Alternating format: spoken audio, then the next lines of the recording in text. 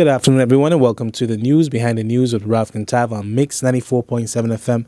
I hope that you're having a good day so far. This afternoon, I have here with me the Member of Parliament, Rolando Brison, who was a former chairman, but also the leader of the United People's Party. Good afternoon, Rolando, and thanks for coming on the program. Good afternoon, Ralph, and season's greetings to everyone, and thanks for having me. Yes, indeed, it's a pleasure to have you. There's definitely a lot we could talk about. So as we get into it, one of the questions I actually have for you is, concerning your career as a politician. Do you see yourself becoming one of those career politicians, or, you serve a lot of time previously in the hospitality industry and so forth. So do you think this would be your mainstay? No, I don't think. I think that I see myself definitely transitioning eventually back into the private sector in one way or the other.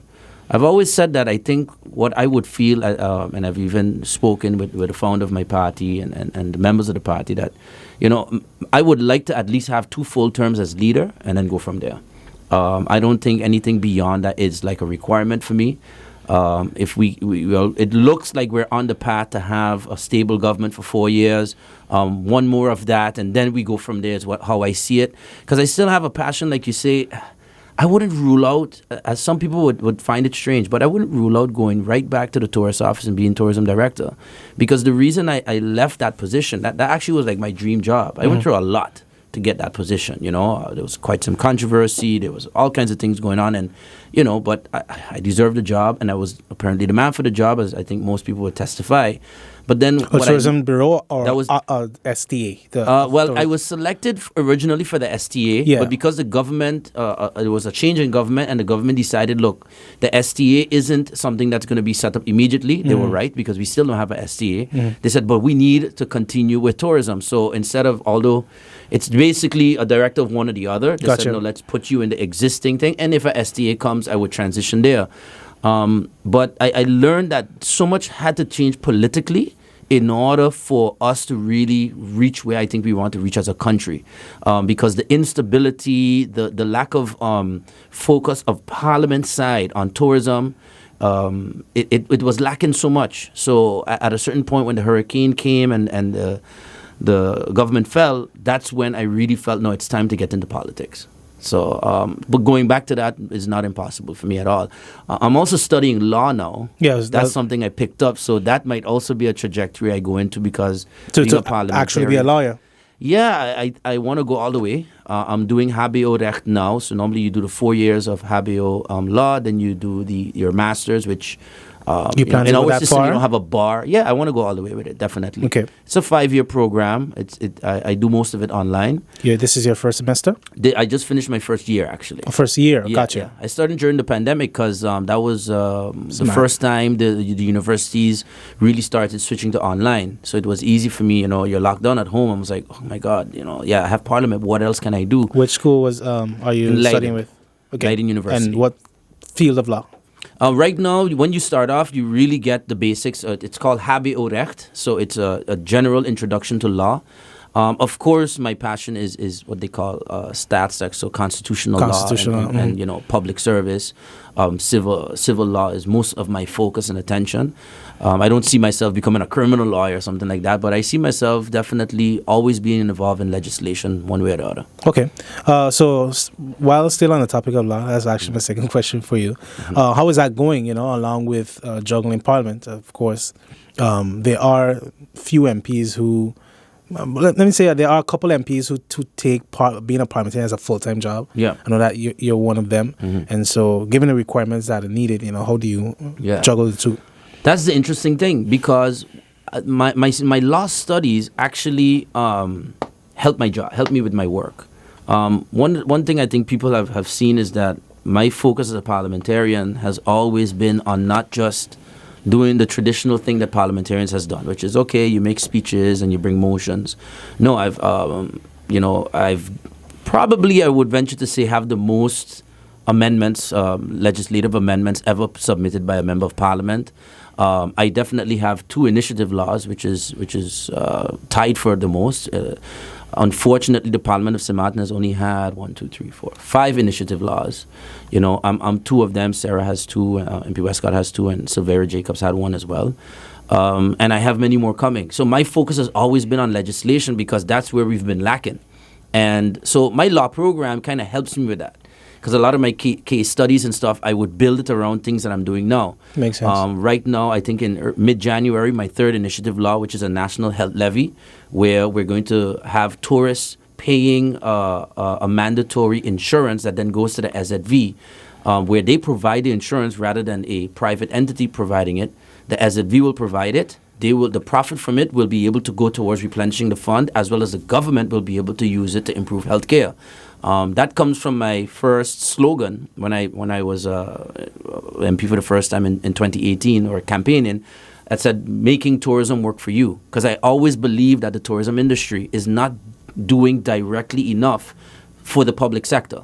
You know, the private sector in our great years have always been booming from tourism, but then your government is struggling to budget. You've seen a real trickle down, basically. Like droplets of... It's droplets all over the place, you know, rather than... Because you don't want it to be just an overtaxed empire that the public sector does a lot and then the private sector just barely making it. But we were in the opposite spectrum, I think. I think we have the lowest hotel tax in the entire Caribbean. We're at 5%. The Caribbean average is 12.5%. We have the lowest head tax of cruise tourists in the entire Caribbean. We're at $5. The rest of the Caribbean is at 13, 14.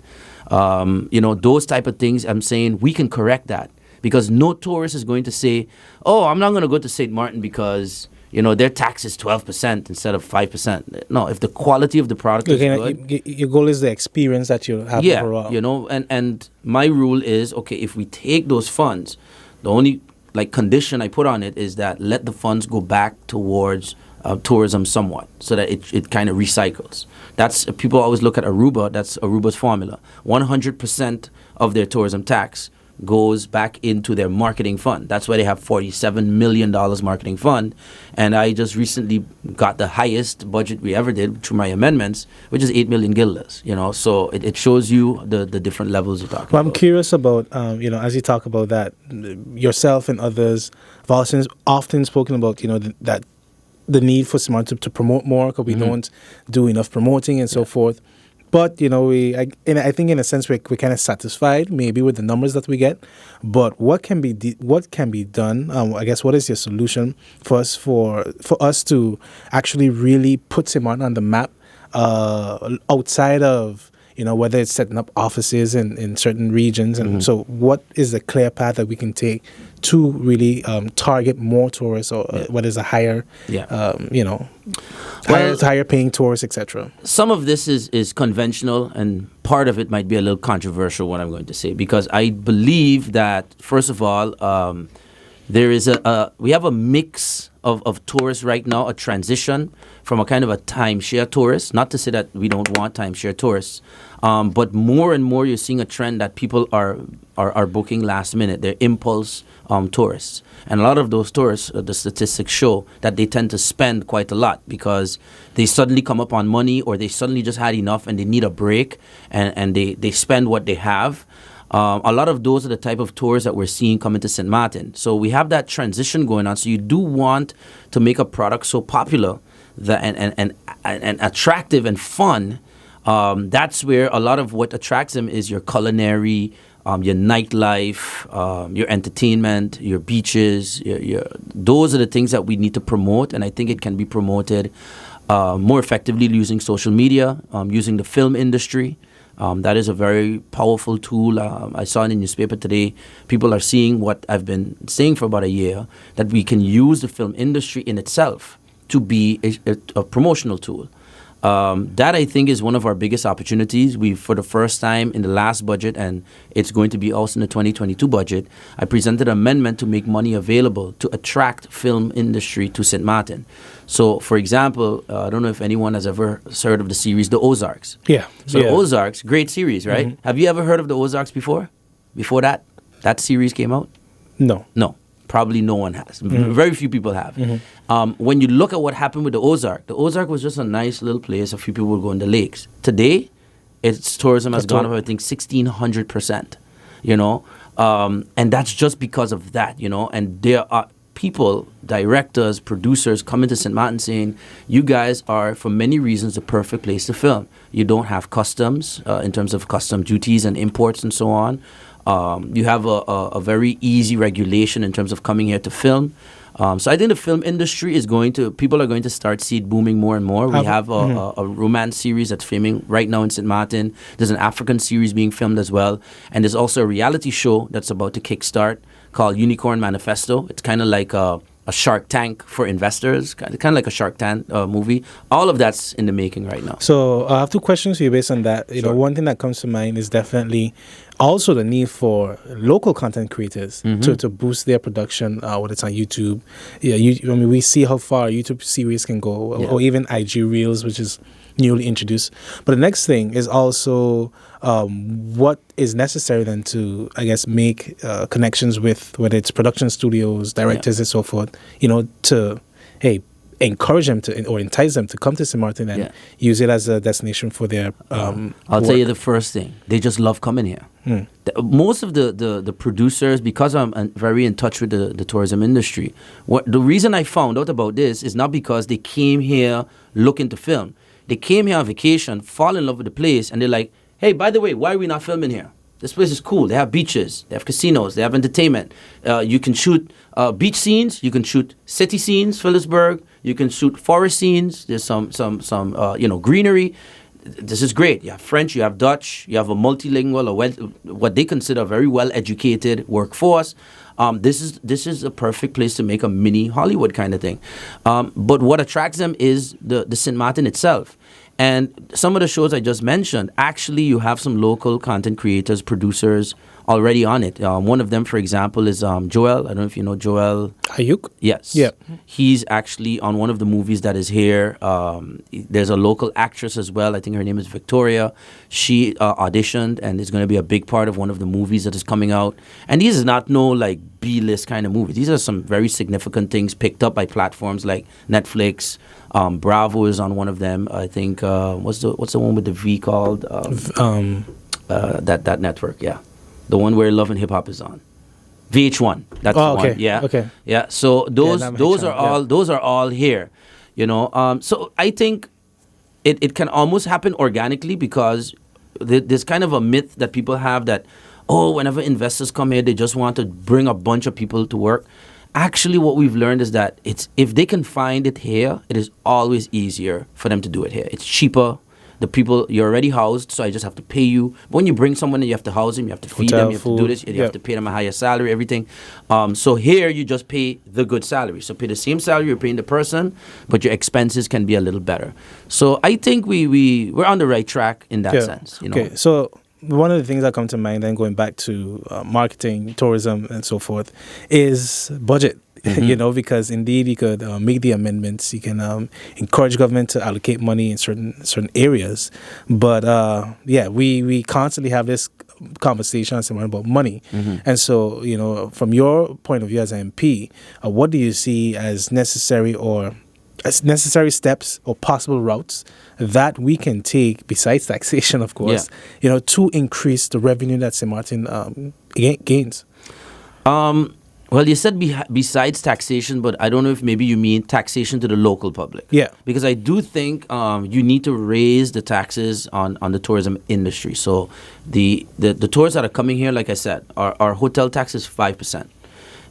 If you have a hotel room for $200 a night, you're currently paying $10. So you're paying $210. If we were to raise that to 10%, do you think somebody's going to say, I used to pay $210 and now I'm paying $220, I'm not coming? No, if you raise it, especially if they see an improvement in your product, they understand that this has been so from, I think, since 1990 something, it's never changed.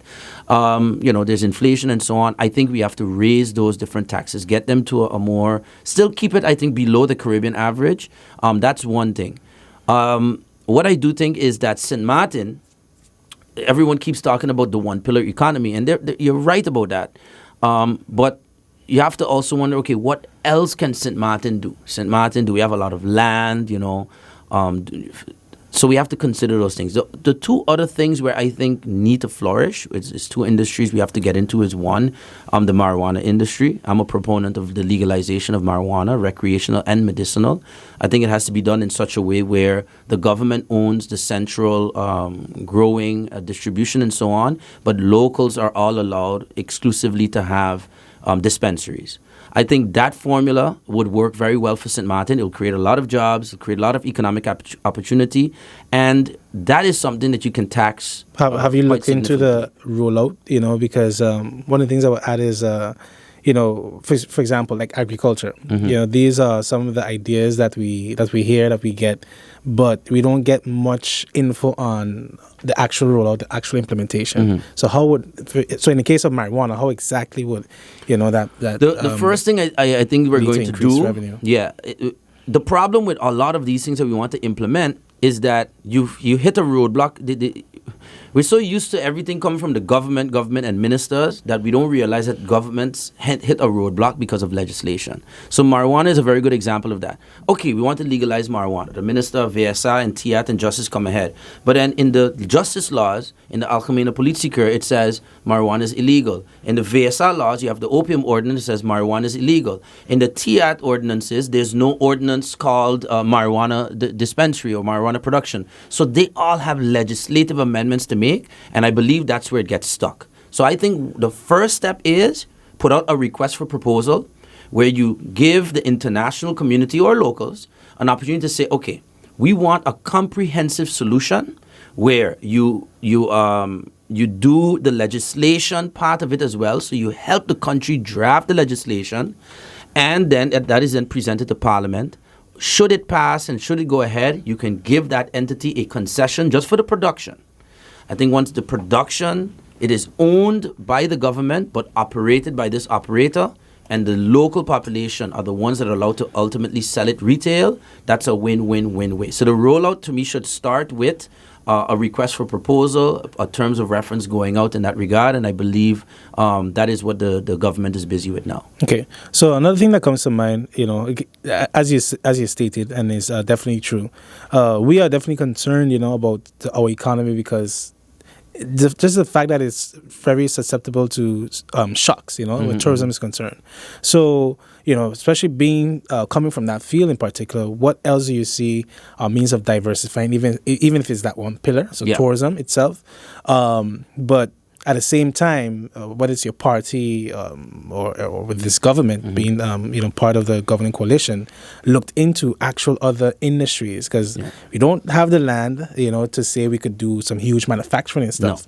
No. But whether it's tech industry, and so what exploration is there to at least say, while we understand we've done tourism for a long time, but it is also time to add something else, even if we slowly build. I'm going to give you one from the green playbook that we have that we're working on, and this is going to be exclusively for the first time, because this is something.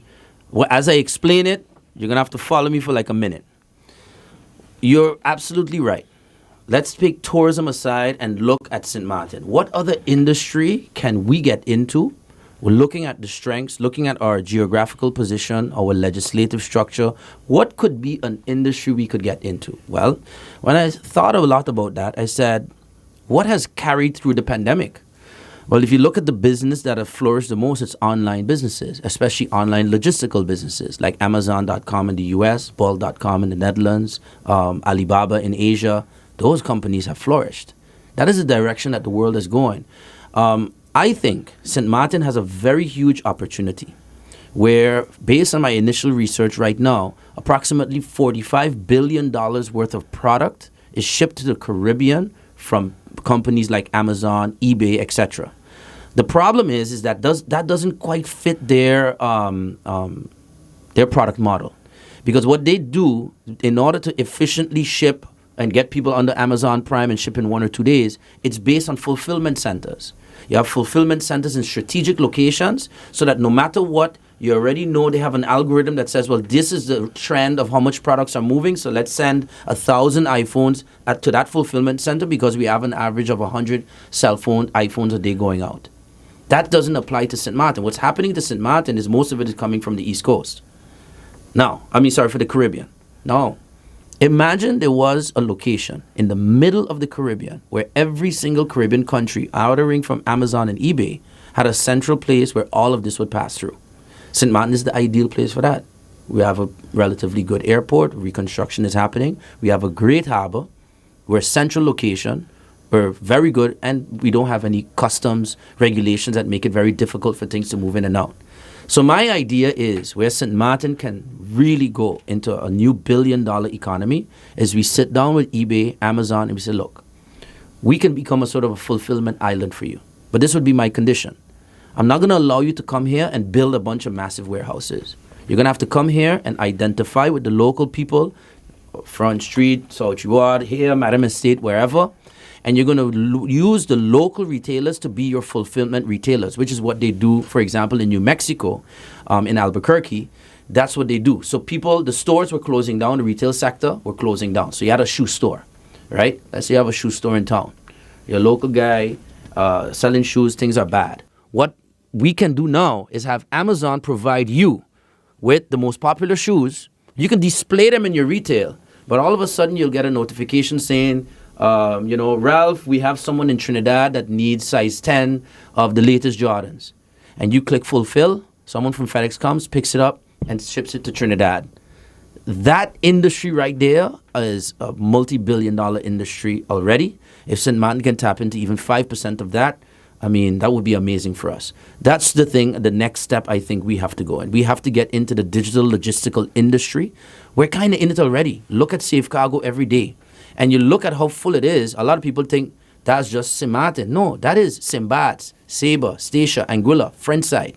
All of them we already kind of have that hub function. Let's expand it. It will help our aviation industry. All of a sudden, Winair will make more money on cargo than they would make on passengers.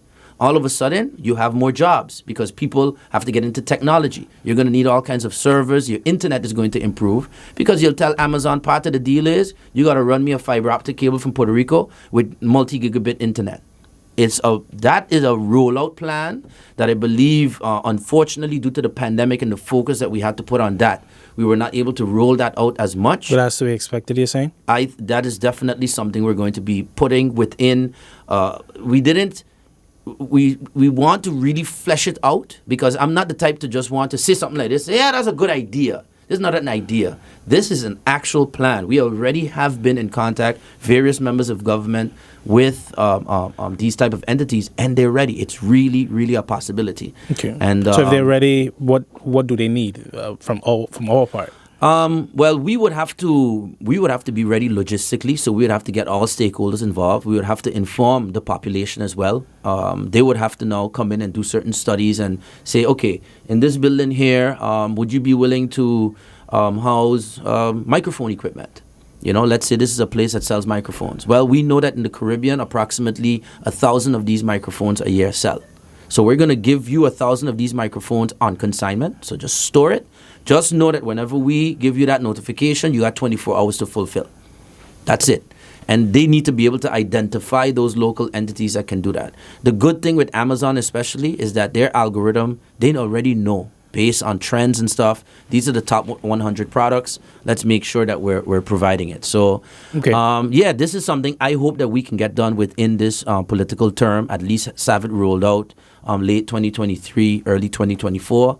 And start to get it moving in that sense. Okay. So one thing that comes to mind is, I guess, back again to what you're saying in terms of digital online businesses, but also taxing from the tourism industry, Airbnb. Yeah. So I have a question based on the fact that I didn't get to follow up on this. Sure. But do we definitely have an agreement with Airbnb that basically we collect taxes from listings on island? Not as yet. So what happened with that was we did pass a motion in Parliament for the minister to do so. The minister has been engaged, but this is now the Minister of Finance. Because what you need a tax collection agreement as a country with Airbnb. Airbnb has actually suspended issuing new tax agreements because of how volatile the industry is right now with travel and COVID and so on. Airbnb has taken a huge hit during the pandemic because in the beginning, no one was traveling. Then later on, people were wondering, okay, what's the safety of using Airbnb, the cleanliness and so on. Somebody just left. Yeah. If that person had COVID, someone now checks in. And then now it's kind of shifted around where people are realizing, actually, no, that's safer because now you're not in a hotel surrounded by a bunch of people. So Airbnb is recovering. But the only reason I understand that it hasn't been signed yet is because Airbnb is not signing tax agreements right now. The idea is So that you base... their choice. Yeah, that's on Airbnb's end. They have no issue doing it. They've done it with various jurisdictions. I think we would be very much next in line. And the idea is you basically give Airbnb a crib number and you tell them everything that sells in here, if it's from St. Martin, if you have an Airbnb, your Airbnb is $100. They didn't need to add the 5%, charge the customer, and they will remit that 5% directly to us. So the tax responsibility is taken away. Let's say the responsibility to come and file. And so you still have to file, but at least we get the money. Because that was my point in the past. People like, no, but we need to know how much did Ralph actually make because he also had to pay him. I said, stop that. Right now, you're passing up any money at all because you're looking at technicalities. Get the tax agreement, get the money in, because when the money is coming in from Airbnb, you also have data. Because all of a sudden, Airbnb deposits $1 million on your account as a government, and they're like, wait a minute, that means if you extrapolate that means it's been over 100 million, or actually, no, my maths is wrong, about 50 million in sales or whatever. So that's what I'm saying. I think that's where the tax agreement is important. So I'm hoping Airbnb is able to have that tax agreement done soon. Okay, and another thing that comes to mind on that end is, of course, internet. Like you said, in relation to, let's say, the logistical hub thing. Mm-hmm. But way before that, definitely needs a better internet now. So what can you say is being done to beef up the service that we receive? Because one of the things, from what I understand, from what is commonly said, is that given the amount of people on St. Martin, I forget the term, but given the amount of people on St. Martin is not enough to lower the prices and so forth. So what exactly is the case there? Basically, this is where we have to step in. You see, in an industry if you have an industry where you only have two players, at a certain point, people say competition, helps, decrease prices and improve quality. But sometimes competition creates collaboration.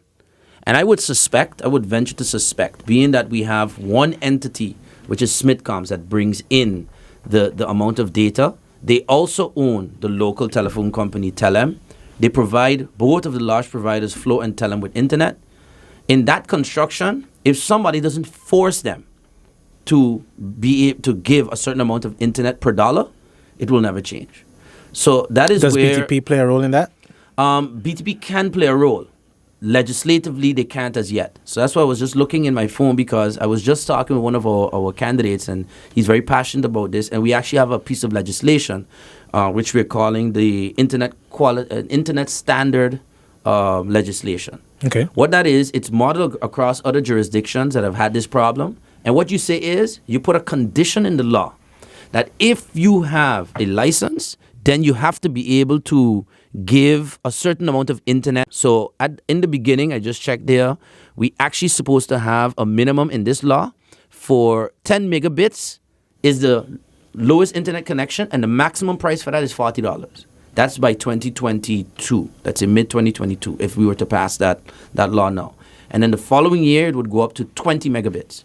Once you do that, now they have a legal requirement to live up to that. And they say, yeah, but if you do that and we can't afford it and go bankrupt, no problem. But then what you do, you have to report it to BTP, how many are under that threshold, and then you get additional kind of a fine. So it said, okay, for every account holder, because you're not living up to the Internet Quality Standard Act, then you need to now pay this additional fine. That's a standard thing in most of these industries. So that to me is the main solution that we need now. I'm hoping that legislation can be ready by the second quarter of next year, because I think we have a lot of data coming into it. I do think there's an issue with the fiber optic cable coming into the country as well, which still needs to be repaired. I personally think we need to find a third party, like I mentioned earlier, like Amazon, to partner with to actually run a new cable. The technology has advanced so much since SMPR was there. So I think those two together, getting new fiber optic into the country, but also creating a minimum standard that they must by law abide by, those are the solutions that we need. Okay, gotcha. Yeah, because one of the things that just came to mind in that too, what you shared about the BTP was the FCC, in terms of the powers that they have to. Yeah, because I just say look it up while we are here speaking. We need to treat our institutions like that. It's good that you mentioned FCC. When you hear about what the FCC and the SEC in terms of the financial sector and all these different entities. They really ensure that regulation and checks and balances. Yeah, you know? And they're empowered by their government to do so. We have not empowered our institutions. We have not sufficiently as a country empowered our ombudsman, our council of advice, our general audit chamber, our rental tribunal. We have these institutions on paper, but we haven't adapted them to the times because we just kind of took this over from Netherlands and Antilles. And you have institutions like BTP, you have institutions like the Rental Tribunal, Ombudsman. These things were designed legislatively when St. Martin had maybe 4,000 or 5,000 residents, you know? So now the focus, I know I sound like a broken record, but I'm a member of parliament. The legislative side of it is my main focus because it might not be the sexy thing, you know? It's not a ribbon you're going to cut. It's just a thing you're going to vote on. But those are the impactful things. Because laws also allow the customer to challenge it in court. Because right now, if you tell them to court and you pay for a 20 megabit connection and you're only getting 15, well, you know, Your Honor, according to the agreement you signed, in the general terms, it say that it can drop below. But if you have such an agreement, but you have an overarching law that says, no, you must ensure that the person has a consistent 20 megabit connection, what the judge will do is say, well, that's nice that you signed this little general terms and agreement thing, but we have an internet legislation. So tell him, you are wrong, Ralph is awarded the win. That is missing a lot in St. Martin. Definitely. Banks with everything. Yeah, definitely. And and that is what that stability would reinforce. Yes. Yeah, so that's where we're getting it. This is now the longest government, and now we're seeing laws move. So on that note, we're going to take a quick break, and we'll be right back. Good afternoon, everyone, and welcome back to the News Behind the News with Ralph Kintav on Mix 94.7 FM. And today I'm joined with MP Rolando Brison and the leader of the Up Party. So he just mentioned, before we took the break, that this has been the longest standing government thus far. Mm-hmm. Of course, everyone will have their take on it and how they feel and so forth. Mm-hmm. But the underlying thing is that, I think St. Martin is definitely hopeful and focused on not repeating the many errors of the past. Yeah. But I would like to get into Parliament a bit, especially with you having served as President of Parliament. When you resigned, you shared that, you needed time to heal mm-hmm. and basically, tend to your mental health and stuff. So my question is, how is that going? Yeah. And what was the issue in terms of you dealing with the being President of Parliament? Was it a matter of substance abuse? Mm-hmm. Was it an issue of not peer pressure, but pressure in general? So can you elaborate on that? The real essence of it is that I came into Parliament and I went full steam ahead. If people recall, when I went in 2018, I said I'm in here to change things, to really make a difference. And I think most people would agree that, the way I presented in Parliament, the level of research, and this is from opposition, drafting legislation, I was going. Then the government fell. Then opportunity came to become the leader of the Up Party, went into another election, became President of Parliament, went into a pandemic, went straight through. And throughout that entire time, I've never taken any sort of moment to even just slow down and think about myself and think about my circle, the people that are around me. Do I have positive influences around me or do I have negative influences around me? It just slowly just started having people coming around me and I'm just kind of accepting this. And a lot of it was bad influence, to be very frank. And then, in the last 6 months do you feel like that made you feel good? Like, was that in a way, when you're going through some of your toughest times in a political position, you sometimes seek validation in the strangest places, because you're juggling. Okay, oh my God, are we doing okay? Are we gonna get through this pandemic? And sometimes someone will just come and be like, yeah, man, don't worry, you're good. And I have to admit, you will feel like, okay, this is good. Let me gravitate to that. And you don't see the underlying things that people are setting you up for or so on. And that gradually was taking a hold slowly around me. And especially, let's say, 3 months leading into it, leading into what culminated in me being very intoxicated and speaking some very rude things and so on. It was in my home, but still. That's the moment I realized that, wait a minute, Rolando. The only thing I do is I go to work. I stay at obviously like 9, 10 o'clock, and then I pick up my phone and say, hey guys, what y'all doing? And everybody's somewhere at some bar. And what you end up doing, you end up drinking, and that was like my only recreation. And it was bad. It was bad for my health. It was bad for my mental health. So yeah, I was drinking a lot. You know, people know me as a guy that would party and stuff like that, but this was beyond that. I was going down a very bad path.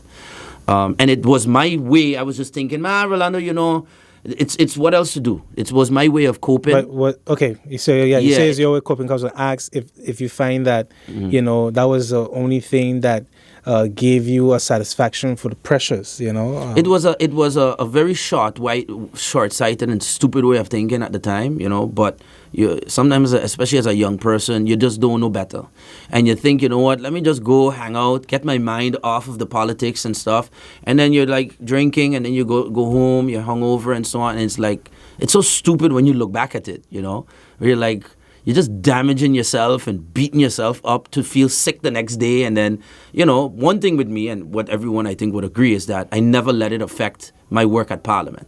But it was affecting my social life. It was affecting my personal life. So I took the decision with everything that happened to live a sober life, you know, for the rest of my life. It's not worth it, you know. So at this point, are you in therapy and stuff? No, I've always had a therapist because I've said it publicly before that I do live with borderline personality disorder. It's a very common form of mental, I wouldn't say disability because it's very common. 1 in 8 men in America, that's the only place that has been studied, actually have borderline personality disorder, which is... Well, to make it simple, you know, people are very familiar with bipolar. That is a very extreme version of it where your personality can really, you know, your emotional swings can be huge. Borderline personality can be difficult for those that might not embrace the personality of who they are. Ironically, if you read some books about it, some of the best politicians are borderline because once you embrace the role of politician, you are the consummate statesman. It's what you do. It's what you are. You fully embrace it. It forces you to become a different person. So that's where, you know, you look at it on the positive side of it. And it's unfortunate that there's such a stigma that people like myself used to have to be afraid to mention something like that when it's something that's so common, but you're still kind of like, should I mention that? Because would people think less of me as a politician, or would ultimately people understand that I've learned to live with this, and it's actually one of my best strengths. It's what makes me a very good politician. But I was going to add, you know, because you mentioned, you know, some of the best politicians do have that, but I guess you're still focused on not necessarily embracing not to be the best politician, but you know, dealing with that mental issue. Exactly. Okay. That's you know, you understand the essence of it, where you say no. Sometimes you can't allow your personality, no matter what your mental state is. You know, if you're an artist, a singer, you're in news. You can't allow this. You want to be the best news broadcaster and newsman in St. Martin. But imagine if you just totally encapsulate your life just about that. Sure, you probably will end up being the best news person. There's more than you two than just a role. And your quality of life, your health. Correct. You know, those are the type of things I think we don't get enough coaching on. So when you talk about therapy, I've always spoken to a therapist. I've always had that. But even that, misappointments and so on, that was unfortunate, that a path I was going. And like I say, I think the frustrations of how we were operating, the pressure to say, no, we are going to make this last. There's a constant effort, I don't know if people in St. Martin understand this. The longer the government is stable, the more effort there is to break it. How is it constant within parties in Parliament or outside forces? It's in all over. It can be from within your party. It can be from within the coalition, so within our two parties, the NA. Well, we've definitely seen that. It can be from outside. It can be from even within the civil service. You can have, unfortunately, people within the civil service obstruction. It can be so-called friends. Like in my case, where you have so-called friends that will do something and evoke words out of you, it gets you comfortable, evoke something out of you, record you, and say, yeah, and then try to encourage you to break government or to go independent, or tell the other person, you see what he said about you? That happens more and more and more, unfortunately, in this country, which has led to so many breaks. I have made the decision, and a lot of and that's where the statement, the young boys, we made a promise to each other, do not fall for that, because we've been seeing it. You know, the more veteran ones, they might know it, so they know how to maybe be wary of it. But as new politicians, we might not. Yeah, because, sorry, go ahead. Yeah, and if you look, unfortunately, the fact is, look at the trend of how government has broken. It's unfortunately has been younger people. And that's why I made the conscious decision. Romaine Laville, Chanel Brown Bill again, Leona Marlin, you know, that has been a trend, unfortunately. It has been younger people or people with the less political experience. So from early on, when do you feel aware of that, you know, having contributed to the fall of the last government? No, because I had opportunities during the last government. It was, oh yeah, break government. I said no. We had a situation where for weeks, the UD government lost its majority. And we observed, we waited, we never negotiated. We, the USP at the time, and at the time, never spoke to Frankie Myers and say, hey, let's form a new government, let's do nothing. There is no majority. But all of a sudden, you have a budget that needs to pass. You have laws that need to pass. You have no choice but to say, guys, it's either there's going to be a new election or that you can't function as a parliament like that, because literally nothing passes. Even the chair of the parliament at the time, it was like a 7-7-1 situation, you know, because you had MP Myers that went independent, you have 7 opposition members and 7 in a government. It's a deadlock situation, and it wasn't one day to the next that we decided we're going to form a new government. We said, listen, guys, are you going to get your act together and going back together or something? And the longer it went, the decision came from MP Mercelina at the time and MP Chanel Brown Bill, who said, no, this isn't working. So at that point is when the USP and NA government said, okay, well, if we need to form a majority, we know it will probably lead to another election because the government will probably call another election. So it wasn't about getting in government. It was about getting out of a constitutional crisis.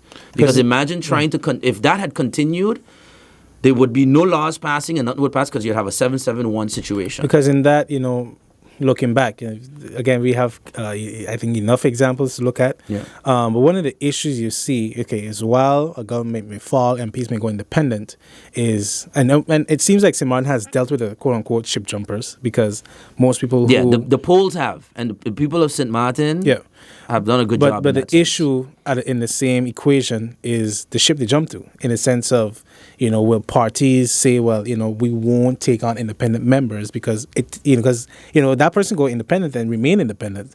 But the issue is that they go independent or they take away their support and then join other parties that create, you know. So for me, you know, in my observation, I like all parties are complicit in that sense. Mm-hmm.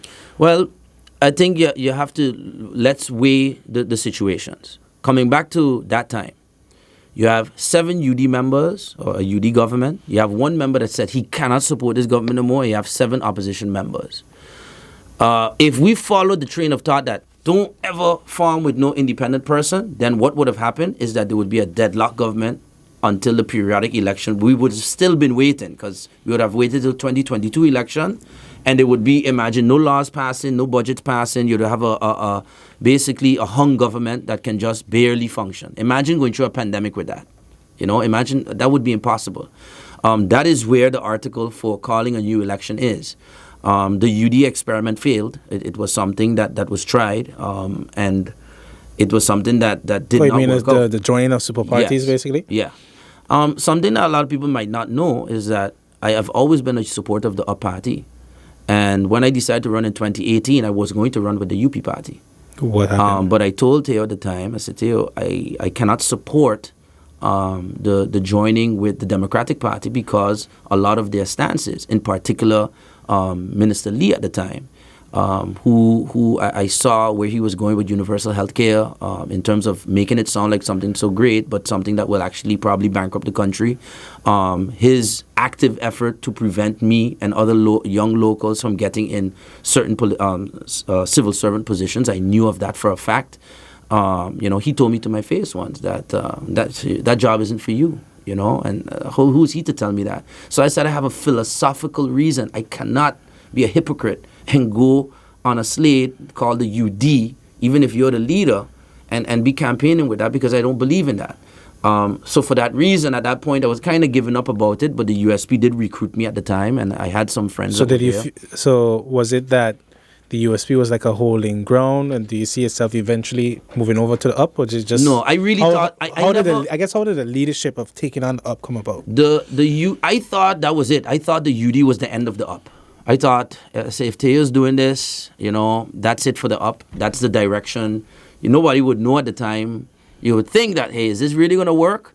But they made the decision. They disbanded the up board. There was no up. It's UD. And I knew I could not be a part of that. So if I wanted to enter politics, there was a few choices. Either form my own party. I'm a new young person all by myself with a snap election, so that wasn't an option. I had to survey the parties that were there, and I looked at the USP at the time, and I felt that maybe it was a party where I can fit. So that's where I decided to run there.